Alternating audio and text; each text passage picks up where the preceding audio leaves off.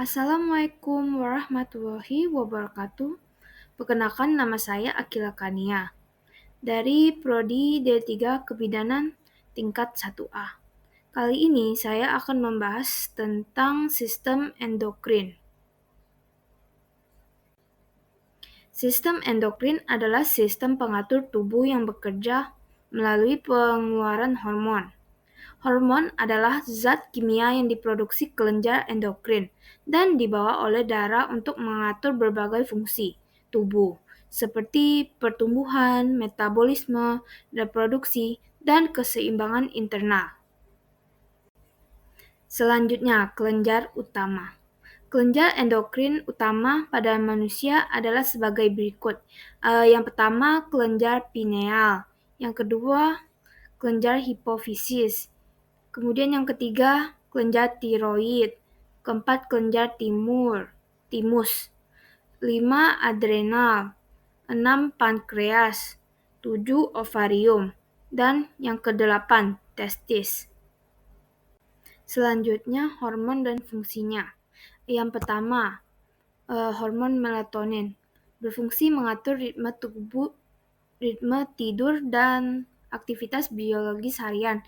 Yang kedua, adenohipofisis.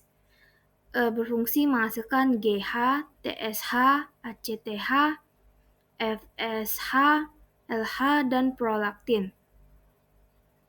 Yang dimana hormon GH merangsang pertumbuhan jaringan tubuh. Kemudian TSH mengatur aktivitas kelenjar tiroid. ACTH merangsang korteks adrenal. FSH dan LH mengatur fungsi ovarium dan testis.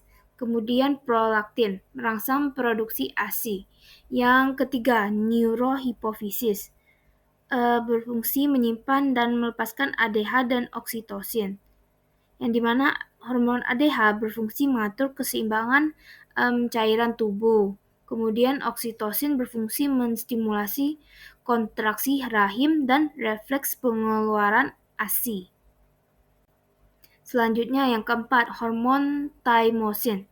Berfungsi mempengaruhi maturasi dan aktivitas limfosit T atau imunitas. Yang kelima, hormon kortisol, aldosteron, dan androgen. Berfungsi mengatur metabolisme, respons stres, dan keseimbangan natrium kalium. Yang keenam, hormon adrenalin dan non-adrenalin. Berfungsi memicu respon fight or flight. Yang ketujuh, hormon estrogen dan progesteron. Berfungsi mengatur siklus menstruasi, pertumbuhan organ reproduksi, dan kehamilan. Dan yang ke-8, hormon testosteron. Berfungsi dalam pembentukan sperma dan ciri kelamin sekunder pria. Berikutnya mekanisme umpan balik. Yang bagian A, umpan balik negatif. Ketika kadar hormon terlalu tinggi, tubuh menurunkan produksinya. Ketika terlalu rendah, tubuh meningkatkannya. Contohnya regulasi hormon tiroid atau T3 atau T4. Yang dimana tiroid menghasilkan T3 atau T4. Jika kadar T3 atau T4 rendah, akan ke hipotalamus, kemudian ke hipotalamus melepaskan TRH, lalu pituitari melepaskan TSH, lalu tiroid meningkatkan produksi hormon. Jika kadar T3 atau T4 tinggi, produksi TRH dan TSH akan diturunkan. Ini berfungsi untuk menjaga keseimbangan metabolisme. Pada bagian B, umpan balik positif jarang terjadi karena peningkatan hormon justru merangsang produksi lebih banyak. Contohnya oksitosin saat persalinan, yang dimana kontraksi ke pelepasan oksitosin kemudian ke kontraksi semakin kuat, lalu lebih banyaknya oksitosin.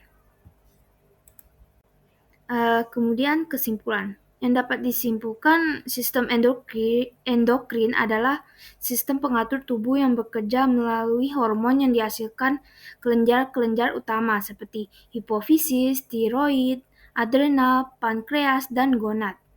Hormon-hormon ini mengatur fungsi penting seperti metabolisme, pertumbuhan, dan reproduksi. Pengenalan hormon berlangsung melalui mekanisme umpan balik, terutama umpan balik negatif, untuk menjaga keseimbangan dan stabilitas fungsi tubuh. Sekian dari materi yang telah saya bahas. Mohon maaf apabila ada salah kata. Saya akhiri. Wassalamualaikum warahmatullahi wabarakatuh.